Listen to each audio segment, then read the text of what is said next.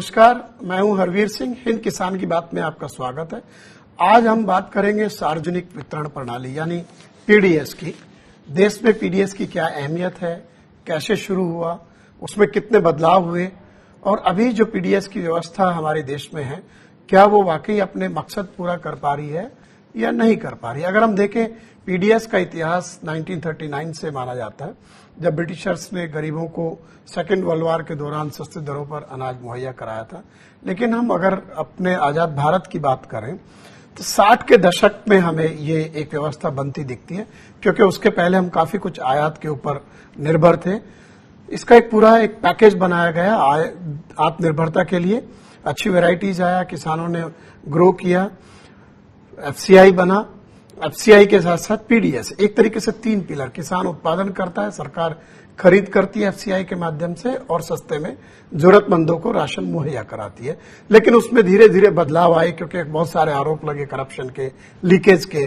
फिर टीपीडीएस आया, जिसमें एपीएल बीपीएल कैटेगरी बनी और उसके बाद 2013 में नेशनल फूड सिक्योरिटी एक्ट आया, जिसमें यह हुआ कि करीब 75% ग्रामीण आबादी और 50% शहरी आबादी को इसके तहत कवर किया जाए। 2 रुपये किलो गेहूं, 3 रुपये किलो चावल दिया जाए और उसके तमाम सारे प्रावधान हैं, उनके बारे में हम लोग विस्तार से जानकारी कार्यक्रम में देंगे।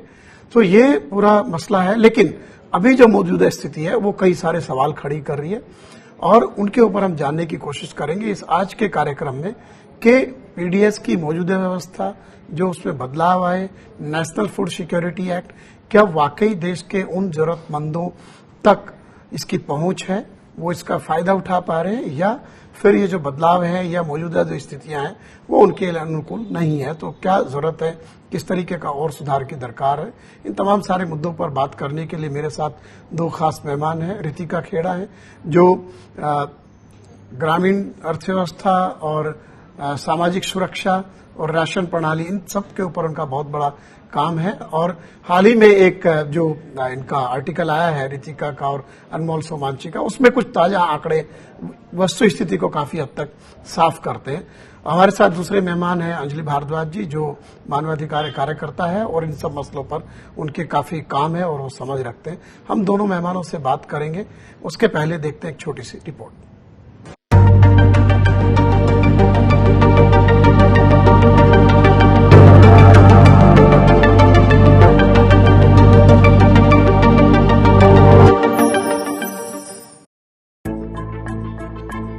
वैसे तो सार्वजनिक वितरण प्रणाली यानी पीडीएस का भारत में इतिहास 1939 से माना जाता है, जब ब्रिटिश सरकार ने गरीबों को सेकेंड वर्ल्ड वॉर के दौरान सस्ती दरों पर अनाज मुहैया कराया था।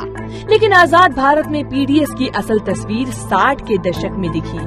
देश ने अनाज के मामले में आत्मनिर्भरता हासिल की और 14 जनवरी 1965 को FCI food corporation of India अस्तित्व में आया। पीडीएस यानी सस्ती कीमतों पर खाद्यान्न वितरण के प्रबंधन की व्यवस्था करना है। गेहूं, चावल, चीनी और मिट्टी के तेल जैसे खाद्यान्नों को सार्वजनिक वितरण प्रणाली की दुकानों के जरिए पूरे देश में पहुंचाया जाता है। लेकिन पीडीएस के अगले चरण तक पहुंचते पहुंचते हम यूनिवर्सल राशन प्रणाली से थोड़ा दूर हो गए। 1997 में बीपीएल और एपीएल 2 कैटेगरी सामने आई। इसके बाद मौजूदा नेशनल फूड सिक्योरिटी एक्ट 2013 के तहत करीब शहरी क्षेत्र में 50% और ग्रामीण क्षेत्र में 75% आबादी को कवर करने का प्रावधान है। लेकिन डेटा वेबसाइट इंडिया स्पेंड की एक रिपोर्ट कहती है कि शहरी और ग्रामीण जनसंख्या मिलाकर कुल 67% लोगों को पीडीएस कवरेज मिलना चाहिए। लेकिन इनमें से 100 मिलियन लोग यानी 10 करोड़ इस दायरे से बाहर छूट जाते हैं। दरअसल इसके पीछे की वजह ये भी है कि अभी भी इसके लिए 2011 की जनगणना का इस्तेमाल किया जा रहा है। इधर सरकार 1 नेशन 1 राशन कार्ड की थ्योरी पर जोर दे रही है, लेकिन जानकार मानते हैं कि उससे दिक्कतें आसान होने की बजाय बढ़ेंगी ही। इसीलिए 1 नेशन 1 राशन कार्ड से ज्यादा आसान क्रियान्वयन पीडीएस को लागू करना है। डिजिटलाइजेशन की वजह से सरकारी योजना के दायरे से छूटना भी एक दिक्कत है, जिस पर ज्यादा निर्भरता ठीक नहीं। Bureau report, Swaraj express. Ritika ji, पहला सवाल मेरा आपसे है कि पहले हमारे देश में यूनिवर्सल पीडीएस का सिस्टम था, उसके बाद तमाम सारे ये आरोप लगने लगे कि बहुत चोरी होती है, बहुत लीकेज होती है, 50% बाहर चला जाता है जरूरतमंदों के अलावा। तो फिर हमने एक्सक्लूजन का एक रुख अपनाया और टीपीडीएस सिस्टम लागू किया, जिसमें एपीएल, बीपीएल ये कैटेगरी आए और उसके बाद मौजूदा स्वरूप इसका है। तो ये जो इन प्रिंसिपल हमने एक्सक्लूजन की जो नीति अपनाई, क्या वो हमारे देश की जो सामाजिक व्यवस्था है, जो आर्थिक परिस्थितियां हैं, जो समाज में अलग अलग कैटेगरीज हैं, उसके हिसाब से कितनी जायज है? हमें इंक्लूजन की तरफ जाना चाहिए या एक्सक्लूजन की तरफ जाना चाहिए? जी, देखिए, अगर आप पीडीएस की व्यवस्था की हिस्ट्री देखें, इतिहास देखें, तो 80-90 के दशक तक, 80 तक के दशक तक उन्होंने कहा कि ये यूनिवर्सल है, लेकिन वास्तव में वो यूनिवर्सल नहीं था। जब ये शुरू हुआ तो ज्यादातर शहरी क्षेत्रों में दुकानें थी, ग्रामीण क्षेत्र में कवरेज बहुत खराब था और उस समय बहुत बड़ा विवाद था कि अर्बन बायस है पीडीएस में, जहां गरीबी और भुखमरी है वहां कम पहुंच पा रहा है। लेकिन 90 के दशक में जैसे जैसे ग्रामीण क्षेत्रों में दुकानों का नेटवर्क बढ़ा, साथ में वही जो लिबरलाइजेशन वाली बात चली, उसमें ये भी आया कि सबको नहीं मिलना चाहिए, गरीबों को ही मिलना चाहिए, टारगेटिंग होनी चाहिए। अगर मेरा अनाज काले बाजार में पहुंच जाता है और वहां पर मुझे ना देकर बाजार में बेचा जाए तो उसे मैं लीकेज मानती हूं। लेकिन अगर बहुत अमीर लोग या जो बहुत गरीब नहीं है, उनका अगर कार्ड बना है और उन्हें मिल रहा है, तो उसे मैं लीकेज नहीं परिभाषित करूंगी, मैं उसे कुछ और कहूंगी। तो जो 90 का दशक था, उसमें दोनों चीजें थी कि कुछ ऐसे लोग थे जिनके पास, जो बहुत गरीब नहीं थे और लेकिन उनका राशन कार्ड बना हुआ था। बहुत ज्यादा ऐसे लोग थे जो गरीब थे और उनका राशन नहीं बना था कार्ड, और उसके अलावा चोरी बहुत थी। तब हम लोग 15-20 सालों से जब भी एनएसएस के आंकड़े निकलते हैं तो हम लीकेज की कैलकुलेशन करते हैं कि जो 90 का दशक था और 2000s के बिगिनिंग तक चोरी बहुत ज्यादा थी, खासकर उत्तर भारत के राज्यों में। दक्षिण भारत के राज्यों में ये सभी सेवाएं, न सिर्फ पीडीएस लेकिन और भी, उसकी परफॉर्मेंस काफी अच्छी हमेशा से रही है। लेकिन उन राज्यों में भी 2000 के दशक से लेके आज तक धीरे धीरे धीरे बहुत इम्प्रूवमेंट हुआ है। और सिर्फ एक आंकड़ा देकर मैं बंद करती हूँ बात। अगर आप छत्तीसगढ़ की बात देखें तो 2004-05 में वहां पे 75% चोरी हो रही थी, लेकिन 3-4 साल के समय में ही वहां पर इतना रिफॉर्म लाया गया। तो 2007-8 से लेके अभी तक के जो आंकड़े हैं, उससे ये पता चलता है कि अभी वहां पर चोरी की जो मात्रा है वो 10% से भी कम है। तो ये अंजलि जी, यही सवाल मैं आपसे करूं कि अभी जो मौजूदा व्यवस्था है और जो इसमें अलग अलग बदलाव आए, आपका क्या मानना है कि जो मौजूदा स्वरूप है उसमें जो बदलाव आए हैं, वो क्या वाकई जो एक आदर्श व्यवस्था होती है और जो जरूरतमंद है उन तक वाकई पहुंच रहा है, या फिर कुछ इस तरह का हम सब्सिडी बचाने के लिए एक्सक्लूजन पे ज्यादा ध्यान देते हैं? देखिए, अगर हम ये नापना चाहते हैं कि जो मौजूदा सिस्टम है वो सही है कि नहीं है, पर्याप्त है कि नहीं है, तो हमें ज्यादा पीछे देखने की जरूरत नहीं है। अगर हम जो अभी लॉकडाउन के समय सब कुछ हुआ देश में और किस तरीके से जो अनऑर्गेनाइज्ड सेक्टर में डेली वेजर्स थे, जो माइग्रेंट वर्कर्स थे, उनका क्या हुआ और उनको किस तरीके की भूख से जूझना पड़ा, हम उसी को देख लें तो हमें समझ में आ सकती है कि मौजूदा सिस्टम में क्या क्या खामियां हैं।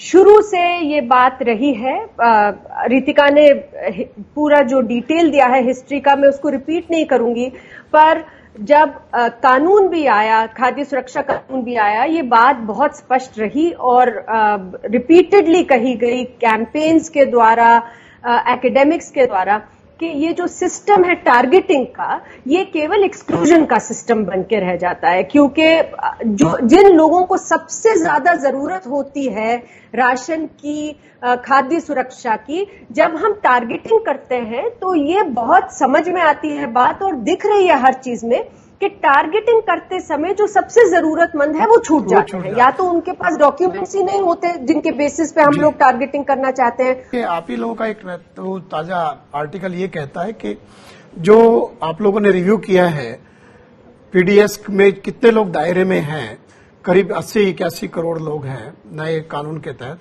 इसमें जो आंकड़े हैं वो 2011 की सेंसस के हैं, और जो प्रोजेक्टेड सेंसस 2020 की अगर माने उसके हिसाब से करीब 10 करोड़ लोग अभी जो इसके वाजिब हकदार हैं वो इसके बाहर ही रह जाते हैं। तो इतनी बड़ी आबादी जो जिनको फायदा मिलना चाहिए वो क्यों बाहर है, जबकि हम लोग तो इतना आईटी सेवी हो गए हैं, हम लोग रियल टाइम ट्रैक कर रहे हैं, तो हम सिस्टम को उसको मॉडिफाई नहीं कर पा रहे हैं कि इतने लोग आ गए 10 साल में, तो उन लोगों के हिसाब से जिनको मिलना चाहिए वो क्यों बाहर है, उसको हम क्यों नहीं एक्स्ट्रापोलेट करते, क्यों नहीं उसको दुरुस्त करते। तो ये एक बड़ी समस्या जो है, चैलेंज है। यह सब्सिडी बचाने के लिए ऐसा होता है। देखिए, आपने टेक्नोलॉजी का जिक्र किया, वो बहुत अच्छी बात है कि टेक्नोलॉजी तभी काम आ सकती है जब आपकी करने की मंशा हो, तब तकनीक आपका साथ दे सकती है, आप उसे अपने लिए इस्तेमाल कर सकते हैं। यहाँ पे ये है कि दिखाने के दांत अलग हैं और खाने वाले अलग हैं। एक तरफ से सरकारें राशन कार्ड काट रही हैं और दूसरी तरफ से ये भी कहना चाह रही है कि हम लोगों को और भी जोड़ रहे हैं। अगर आप खाद्य सुरक्षा कानून 2013 देखें तो उसमें कहा गया है 75% ग्रामीण क्षेत्र और 50% आबादी शहरी क्षेत्र में इसके दायरे में आती है। उसका एवरेज अगर लेंगे तो वो हुआ 67%, मतलब 2/3 हमारी आबादी। जी। अगर वो 2/3 का हिसाब लगाएं तो आज 90 करोड़ लोगों का राशन कार्ड होना चाहिए, और जो खाद्य विभाग है वो कहता है कि हमने 80 करोड़ लोगों को शामिल किया है। ये 10 करोड़ की कमी इसलिए आ रही है क्योंकि अभी नया सेंसस नहीं हुआ और सरकार के पास प्रोजेक्शंस हैं। हमें लगभग तो पता है कि हमारी आबादी कितनी है, और अगर उस आबादी पे हम 75 और 50% लगाएंगे तो कितने लोगों को शामिल होना चाहिए। तो इसमें राजनीतिक इच्छा शक्ति की कमी होने की वजह से तो ये इस पॉइंट पे जो मैंने कहा, जैसे अभी रितिका कह रही है कि टेक्नोलॉजी का इस्तेमाल तभी फायदेमंद है जबकि आपकी नीयत साफ हो। तो ये जो साफ साफ दिख रहा है कि हम लोग 10 साल पुराने आंकड़े की बात कर रहे हैं, और अभी जो मौजूदा स्थिति आई है उसमें तो तमाम सारे लोग बीपीएल में जाने वाले हैं, गरीबी बढ़ने वाली है, तो वो लोग अभी भी बाहर रहेंगे जबकि इस वक्त उनको सबसे ज्यादा जरूरत है। मैं बिल्कुल सहमत हूं इस बात से। जब तक राजनीतिक इच्छा शक्ति नहीं है, हम कोई भी टेक्नोलॉजी अपना लें, कोई भी कानून अपना लें, कोई फायदा नहीं है। देखिए, सीधी सी बात है कि कानून में ही लिखा है कि केवल 2/3 लोगों को राशन कार्ड मिल सकता है, अर्बन एरिया में अप टू 50%, जैसा कि अभी बताया भी गया। अब ऐसे में सवाल ये उठता है कि क्या केवल 50% ही लोगों को राशन कार्ड की जरूरत है, बाकी लोग क्या खाद्य सुरक्षा की उनको जरूरत नहीं है? और पहला मुद्दा तो ये है जिसके ऊपर अभी चर्चा हुई कि 10 करोड़ और लोग even going by the existing law आने चाहिए थे। पर अभी जो हम देख रहे हैं जिस तरीके से लोगों का हाल है, एम्प्लॉयमेंट की क्या बुरे हाल है, स्पेशली अनऑर्गेनाइज्ड सेक्टर में हमें मालूम है, ऐसे में क्या केवल अर्बन एरियाज में 50% और रूरल एरियाज में 70% लोगों को राशन कार्ड देकर काम चल जाएगा क्या? ये एक बड़ा सवाल है। और इसी पे बार बार ये बात होती है कि यूनिवर्सलाइजेशन करने की जरूरत है, सख्त जरूरत है, और ऐसा नहीं है कि सरकारों को ये मालूम नहीं है। द वेरी फैक्ट कि सरकार आत्मनिर्भर स्कीम लाती है और उसमें कहती है कि 8 करोड़ प्रवासी मजदूर ऐसे हैं, अपने मुंह से कह रही है सरकार, जिनके पास राशन कार्ड नहीं है, हम उन्हें राशन देंगे। तो इसका मतलब है सरकार समझती है कि करोड़ों लोग ऐसे हैं हमारे देश में जिनके पास राशन कार्ड नहीं है और राशन के बगैर वो भूख का सामना कर रहे हैं।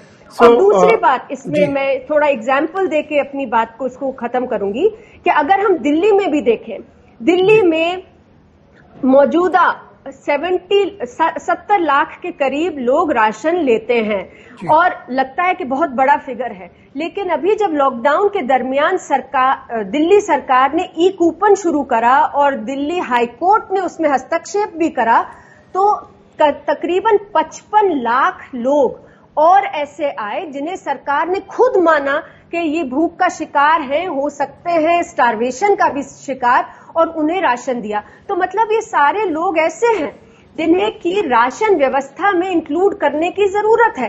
तो बार बार ये मुद्दा आ रहा है और हम ही नहीं कह रहे हैं, दिल्ली में हाई कोर्ट के जज ने कहा, जब सरकार ने ये बोला कि हम यूनिवर्सलाइज कर देंगे तो सभी आके राशन उठा के ले जाएंगे, तो जज ने कहा कि आप बताइए कि क्या कोई संपन्न परिवार के लोग इस क्वालिटी का राशन इतनी भीड़ में खड़े होके लेंगे? तो ये तो सेल्फ सिलेक्शन होगा ही। और इसी बात पे हम बार बार कहते हैं कि यूनिवर्सलाइज कीजिए, उसके अलावा कोई सिस्टम नहीं है कि कवरेज हो सके सभी लोगों की। अंजलि जी, ये जो लीकेज और तमाम सारी बातें हो रही हैं, हम लोगों ने जैसे अभी बात की टेक्नोलॉजी को लेकर के, जहां नियत ठीक हो तो टेक्नोलॉजी का फायदा लिया जाता है, जब नियत ठीक नहीं है तो नहीं लिया जाता।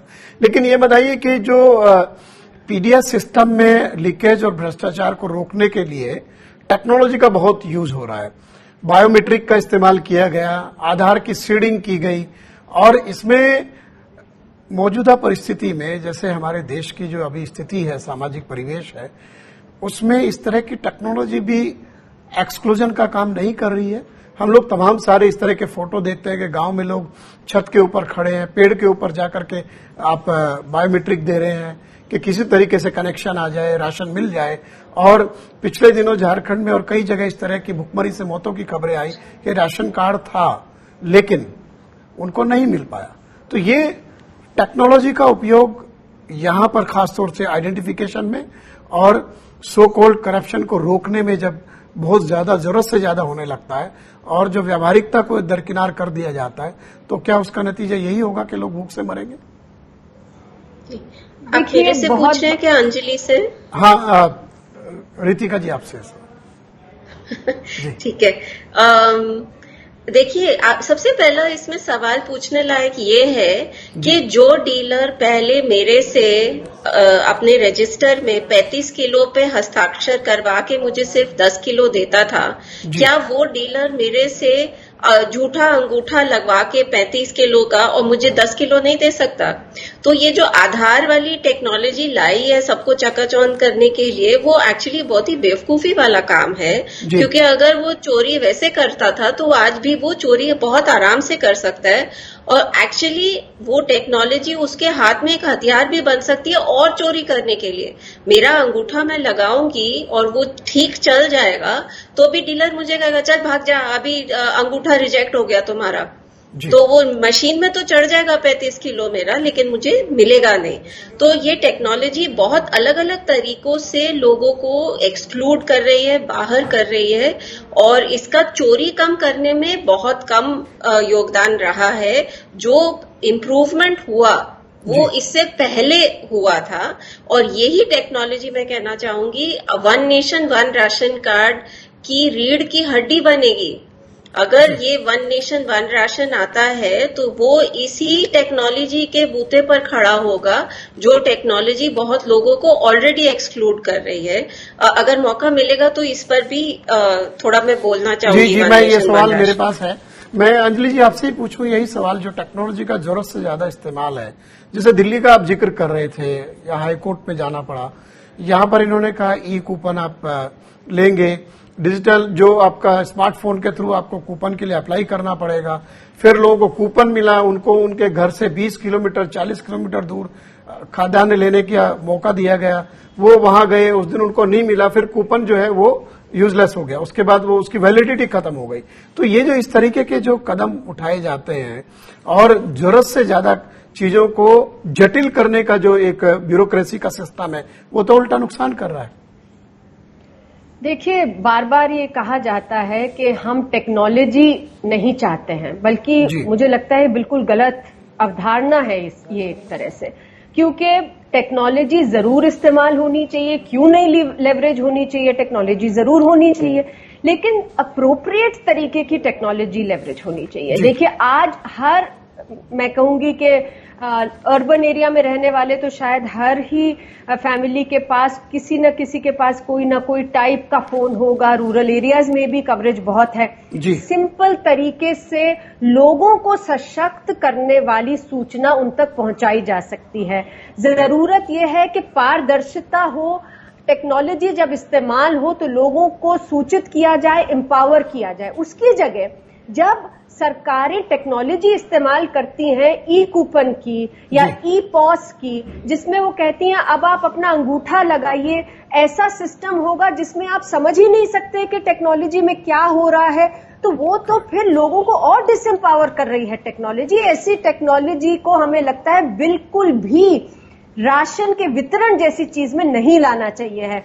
अभी रितिका ने जो बात कही बिल्कुल सही है। हमने देखा है कि किस तरीके से नए तरीके के भ्रष्टाचार उत्पन्न हुआ है ई पॉस मशीन्स के जरिए से। और मैं इसमें ऐड करना चाहूंगी कि जहां पर भ्रष्टाचार नहीं भी हो रहा, किस तरीके के एक्सक्लूजन्स हो रहे हैं। आप कहते हैं कि आपके आधार कार्ड को लिंक करना होगा, आपके आधार नंबर को राशन कार्ड से। आपका आधार भी नंबर आ गया, राशन कार्ड भी है, लिंक नहीं हुआ तो राशन नहीं मिलेगा। आप कहते हैं कि आप जब तक अंगूठा आपका मैच नहीं करेगा, जो डेली वेजर है, लेबरर है, उसके अंगूठे के निशान मिटते रहते हैं, ठीक नहीं रहते हैं उस तरीके के, वो जाके खड़े रहते हैं दिनों दिन, उनको राशन नहीं मिलता है। कहीं पर इलेक्ट्रिसिटी नहीं है, कहीं पर इंटरनेट कनेक्शन नहीं है, तो क्या मतलब सारा बर्डन आप टेक्नोलॉजी का उस अंत गरीब पर डाल दीजिएगा जिस टेक्नोलॉजी यूज करने के नाम पर, और फिर आप स्टेट फूड कमीशन नहीं चलाएंगे, आप सिंपल टेक्नोलॉजी यूज नहीं करेंगे, लोगों को सूचना नहीं देंगे, शिकायत निवारण का कोई सिस्टम नहीं बनाएंगे।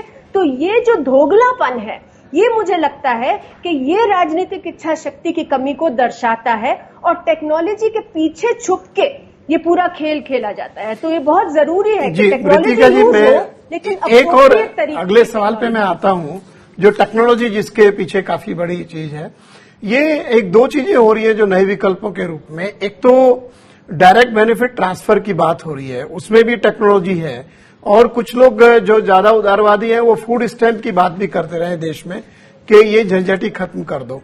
और साथ में तीसरा पॉइंट जो आपने जिक्र किया था अभी, एक राशन कार्ड, एक पूरे देश में एक राष्ट्र एक राशन कार्ड, तो इनको तीनों मसलों को अगर हम एक एक करके देखें रितिका जी, तो इसको कैसे आप देख रहे हैं? क्या वाकई ये रिफॉर्मिस्ट अप्रोच है या इसके पीछे मकसद कोई और है?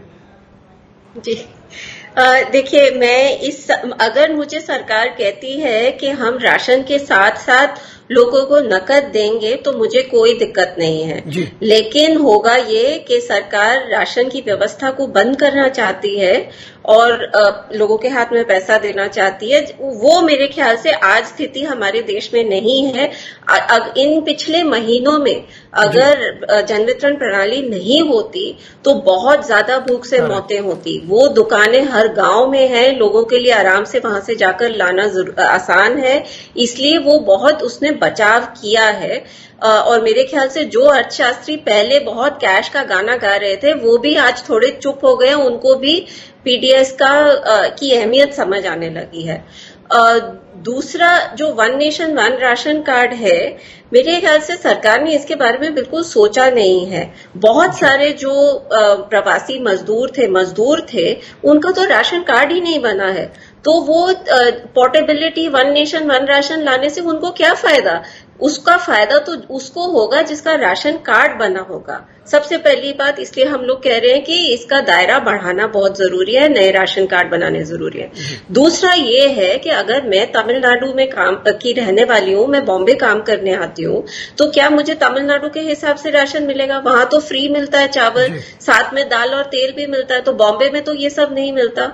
तो इसकी पूरी जो आपूर्ति की व्यवस्था है वो कैसे बैठाएगी सरकार? ये पैरिटी का इशू आएगा। थोड़ा समय थोड़ा कम है रितिका जी। अंजलि जी, मैं आपसे इसी पे रिएक्शन लेता हूं कि ये जो डायरेक्ट बेनिफिट और जो रितिका जी ने सवाल उठाया कि पैरिटी का इशू है, एक स्टेट से दूसरा स्टेट अगर वन नेशन वन कार्ड की बात होगी, तो ये पॉलिसी मेकर इतनी अव्यावहारिकता के साथ इतना बड़ा फैसला कैसे लेते हैं? देखिए, ये तो बात है ही, हम लोग बार बार ये मुद्दा उठाते हैं कि इस तरीके से एक तरह से लोगों को गिनी पिग के जैसे इस्तेमाल किया जाता है, एक्सपेरिमेंटेशन हो रही है।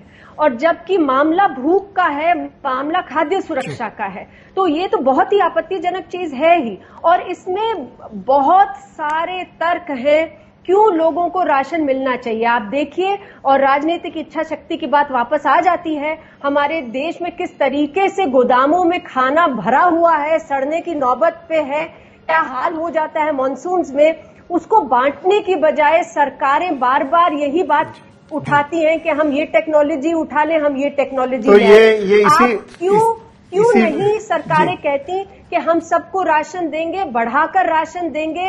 ये क्या जरूरत है कैश देंगे और इन सब चीजों की कोई मांग नहीं है कि हमें कैश चाहिए। लोग कह रहे हैं हमें सीधा सीधा खाना दीजिए, हम बच्चों की थाली में खाना परोस सकें, उन्हें भूखा ना सोना पड़े। जी, तो इसी पॉइंट पे मैं अंजलि जी, क्योंकि समय हमारा नहीं बचा है प्रोग्राम में, तो मैं यहीं पे आप लोगों को कहूंगा कि ये तो सुप्रीम कोर्ट में भी जाके बात आई कि जब हमारे भंडार भरे हुए तो क्यों नहीं वो खाद्यान्न जो है गरीबों को दे दिया जाता। आप दोनों का बहुत बहुत शुक्रिया, आप मेरे साथ इस कार्यक्रम में जुड़े और इस महत्वपूर्ण मुद्दे पर हमसे बात की। हमारे दर्शकों को आपने समझाने की कोशिश की कि जो सबसे मूल जरूरत है जीवन की, भोजन, उसको लेकर के जो परिस्थिति अभी हमारे देश में है, जो पीडीएस की व्यवस्था है, उसमें तमाम सारे सुधारों की कोशिश हो रहे, लेकिन क्या वाकई इन सुधारों के पीछे जो इच्छा शक्ति है वो चीजों को दुरुस्त करने की है या फिर उसका मकसद कुछ और है। टेक्नोलॉजी का उपयोग किया जा रहा है तो क्या वो इसलिए है कि आप उसमें चोरी बचाएं या जो जरूरतमंद है उनके लिए सुविधा बढ़ाएं। तमाम सारे ऐसे सवाल हैं जिनके जवाब आगे भी हमें तलाशने होंगे। आप हमारे साथ जुड़े रहिए हिंद किसान की बात में। फिर एक नए मुद्दे के साथ हम लोग मिलेंगे स्वराज एक्सप्रेस पर। नमस्कार।